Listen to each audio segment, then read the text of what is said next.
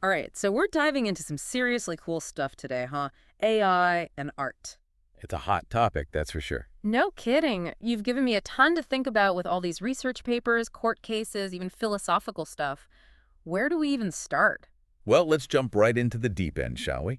We've got AI art generators making waves, sparking debates about whether a computer can be truly creative, and now even landing some folks in court. Yeah, that lawsuit really caught my eye. An artist going after Stable Diffusion, saying they basically stole his style to train their AI. It's a landmark case, no doubt. Yeah. And it raises some really complex legal questions about how AI learns. I mean, on the one hand, it's not that different from how humans learn, right?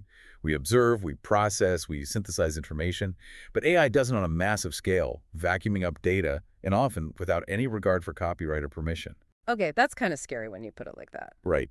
Imagine if your Instagram feed, all those vacation photos, suddenly became someone else's artistic training data, and they're out there making a profit off art that mimics your style without your consent. Whoa, yeah, that hits different. Talk about an existential crisis for the Instagram generation. Exactly. It really forces us to rethink the concept of artistic ownership in the digital age. Yeah. Like, can you even copyright a style? How much influence is enough to spark a lawsuit?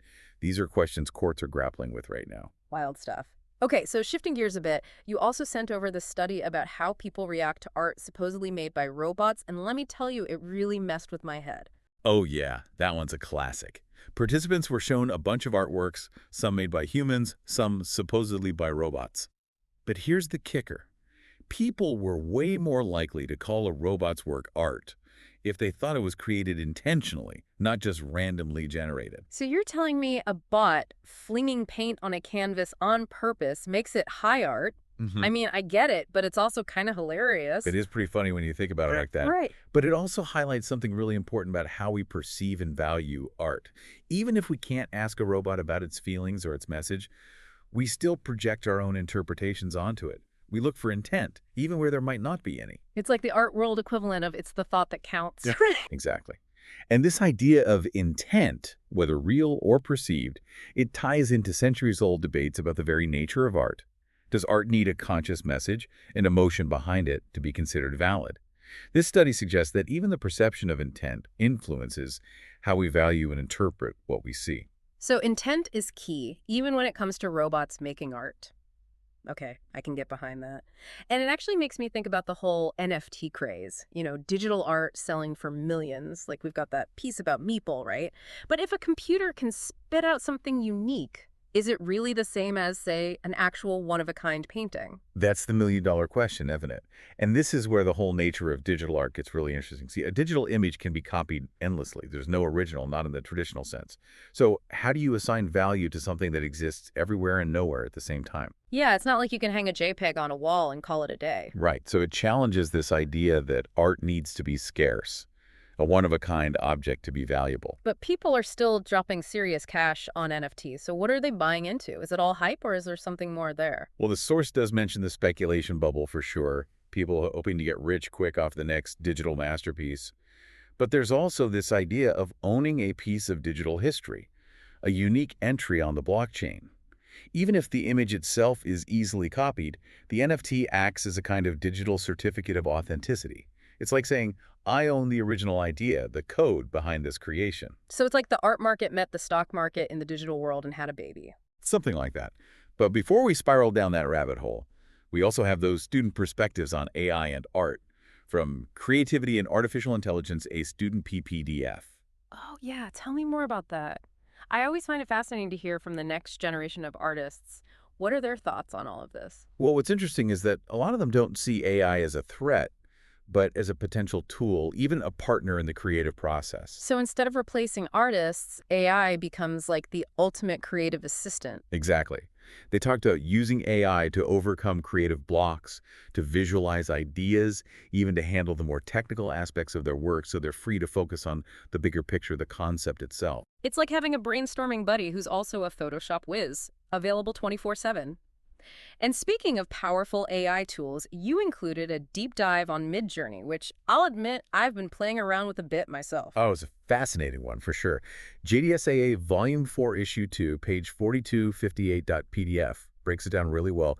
Basically, you feed the AI text prompts, anything from a cat wearing a monocle to a dystopian cityscape in the style of Van Gogh, and Midjourney takes those words and turns them into an image. It's crazy how detailed some of the results are, and it's not just for fun either. They highlight those Babylon reconstructions in that Mercedes-Benz ad campaign, which is wild. AI is already shaping the worlds of design and advertising. And that raises some big questions, right? Like, are we prepared for a world where algorithms are crafting images meant to influence our desires, our choices, even before a human artist enters the picture? Where does human creativity fit into all of this? That's a whole other can of worms. It certainly is. Yeah. But before we get lost in the ethics of it all, you also threw in this really interesting concept, the network theory of aesthetics. And if I'm remembering correctly, it involved avocado toast. You're not wrong. I'll admit, when I saw that in the source, Dominic McCarver-Lopes being for beauty aesthetic ag.pdf, I was like, where is this going? But then it clicked. Right. It seems like a jump, but it's surprisingly relevant. See, this theory says that aesthetic value isn't just about personal enjoyment, it's about achievement within a specific field, a set of shared standards and goals. Okay, so how does avocado toast fit into all of this? Think about it. That perfectly arranged avocado toast, that Instagram-worthy shot, it's not just about the taste, right? Right. There's an aesthetic at play, the composition, the colors, the textures. It all taps into this visual language of food photography. The source argues that even something as simple as avocado toast exists within a network of shared values and standards. So you're saying there's an art to my avocado smush on toast. I never thought about it like that. Exactly. And this network theory, it goes way beyond avocado toast. Think about it in the context of AI art. Okay, I'm with you. So if even avocado toast can be analyzed within this network theory of aesthetics, where does that leave AI-generated art? Is it just another network, another set of standards, even if those standards are still being figured out? Precisely. It suggests that maybe AI art isn't meant to fit neatly into our existing categories of art and not art. It's creating its own networks, its own standards of achievement. And maybe, just maybe, that's what makes it so fascinating. This is blowing my mind. It's like we're watching the birth of a new artistic language with AI shaping the grammar, the vocabulary, even the metaphors. But if AI is becoming the artist, where does that leave us? Are we just passive consumers of these new aesthetics, or is there a deeper connection to be found? That's the question, isn't it? And to answer it, we need to dive a bit deeper into the heart of AI, its capabilities, and maybe even its limitations. All right, let's do it. We're going deep, folks. Stay tuned. You know, it's funny. We've been talking about AI fitting into our definitions of art, but what if those categories are part of the problem? What if we need a whole new way of thinking about what art can be to really get what AI is doing? Okay, now you've got me really intrigued. A whole new definition of art. Are we talking about throwing out, like, centuries of art history here? Maybe not throwing it out, but adding on, expanding the definition, you know? I mean, think about it. If art is only about human feelings, those deep emotions poured onto a canvas, then yeah, an AI might not cut it. But what if that's not the whole story? Okay, so AI is not just copying us, it's doing its own thing. It's making its own kind of art. But what would that even look like? What could an AI see that we don't with all our human baggage? Exactly. Like imagine AI art that's all about these crazy complex patterns, stuff we can't even see. Or music, for example. AI is already composing pieces that are beautiful, emotional even, but break all the rules of music theory. Okay, whoa, hold on. So we're giving AI the tools to create stuff we can't even understand. That's kind of a trip. But if we don't get it, can we even call it art? Haha, right?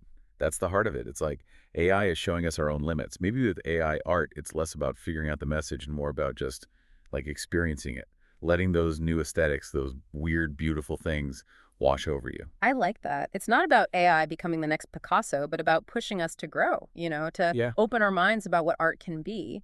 And hey, maybe part of that is seeing AI not just as a tool, but as a partner. What if we worked with it to make something new? Absolutely. Imagine artists using AI to like pull images from their dreams or something, to make emotions into colors we've never even seen.